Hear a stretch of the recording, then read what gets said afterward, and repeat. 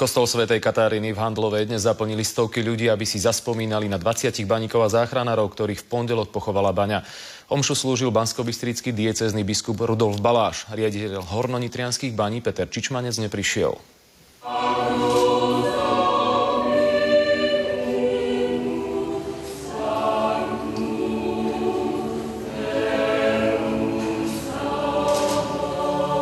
Snahe zarobiť peniaze pre svoje rodiny, čo je povinnosť každého otca tej rodiny, zahynuli nám 20 bratia.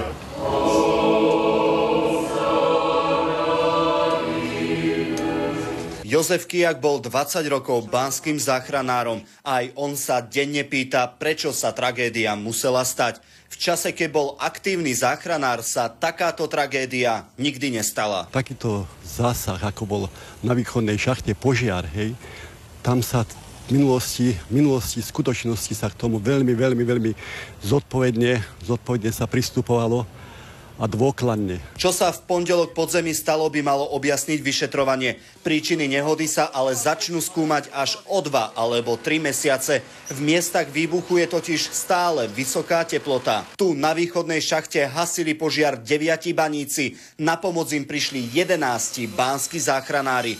V čase, keď chceli uhasiť oheň, nastal výbuch. 20 mužov sa zo šichty domov nevrátili.